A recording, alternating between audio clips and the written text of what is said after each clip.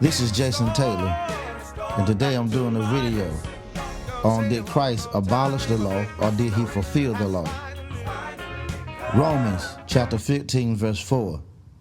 For whatsoever things were written aforetime were written for our learning, that we through patience and comfort of the scripture might have hope. The scripture was given unto us for learning, and not only for learning, but for edification, for exhortation, to comfort us that we may have hope, even in this evil and wicked world that we're living in. Matthew 5:17 says, think not that I come to destroy the law or the prophets. I am not come to destroy, but to fulfill. See, modern day Christianity teach that word fulfill means to abolish. So they want to abolish the law just by the word fulfill. But that is far from the truth. Matthew 3:15 says, and Jesus answering, saying unto him, suffer it to be so now, for thus it becometh us to fulfill all righteousness. Then he suffered him. So Christ was talking to John and telling him to suffer it, baptize me. John didn't want to baptize him because he felt like he needed to be baptized of the Messiah. But he said, it becometh us to fulfill the all righteousness. Luke 24:44. And he said unto them, these are the words which I spake unto you while I was yet with you. Watch this. That all things must be fulfilled, which are written in the law of Moses, in the prophets, in the Psalms, concerning me. Now this is dictionary.com concerning the word fulfill. It means to carry out, bring to realization as a prophecy or promise, to perform or do as a duty, obey or follow as commands, to satisfy, requirement, obligation, etc. Watch the fourth one. To bring to an end, finish, or complete as a period of time. 5. To develop the full potential of, usually used reflexively. This is Acts chapter 3, verse 18.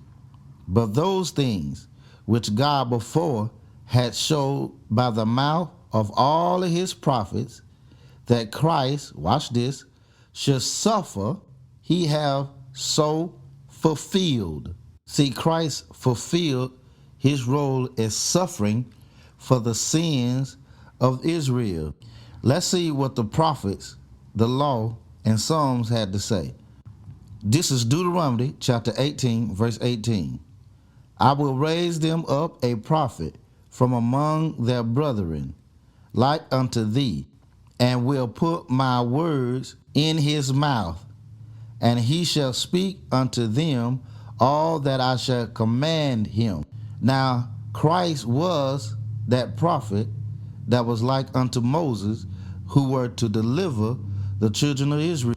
Isaiah 53 and verse 10. Yet it pleased the Lord to bruise him. He hath put him to grief. When thou shalt make his soul an offering for sin, he shall see his seed. He shall prolong his day, and the pleasure of the Lord shall prosper in it. So Isaiah saw the suffering of Christ. Isaiah 53:1 said, whom report will you believe, and to whom the arm of the Lord is revealed? Because when the Most High revealed Christ's suffering, it was detailed how Christ was to suffer. From there, Psalms 22 and verse 16. For dogs have compassed me, the assembly of the wicked have enclosed me. They pierced my hands and my feet. You see, it can't get no plainer than that. Psalms even reveal Christ's suffering. Let's go back to Matthew 5 and verse 18.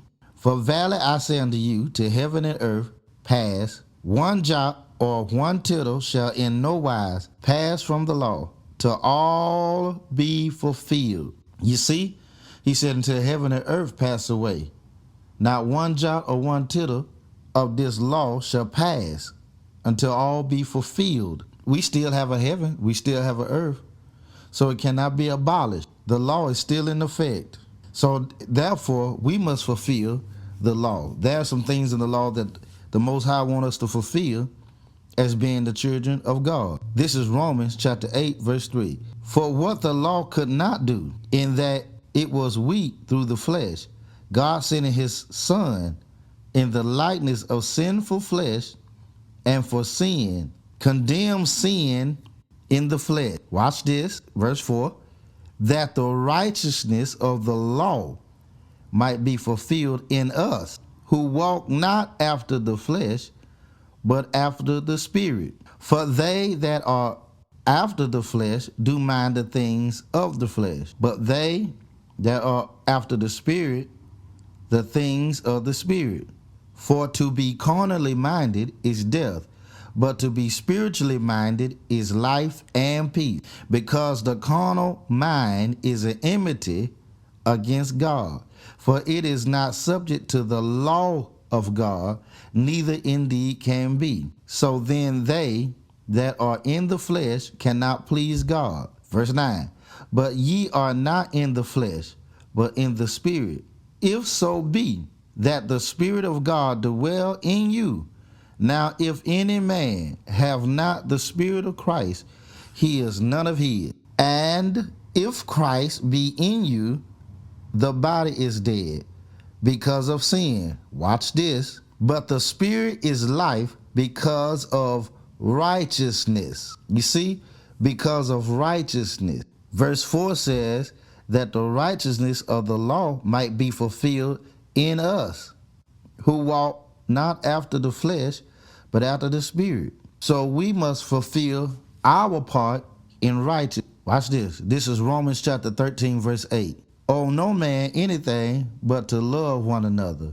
For he that loveth another, watch this, have fulfilled the law. Verse 9.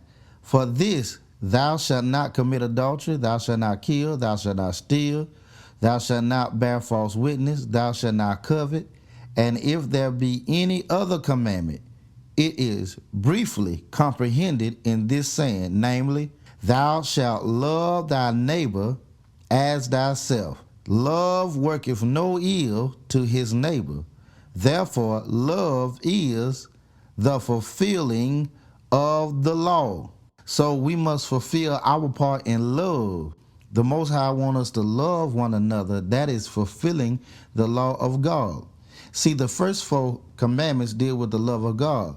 The other 6 deal with the love of man. And if we truly love the Most High, we will obey his command. This is Galatians chapter 6, verse 2. Bear ye one another's burdens, and so fulfill the law of Christ. So you see, if you abolish the law, you abolish love. Or if you done away with the law, you done away with love, because the law is love. Well, beloved, that's all the time that I have today. Until next time, God bless.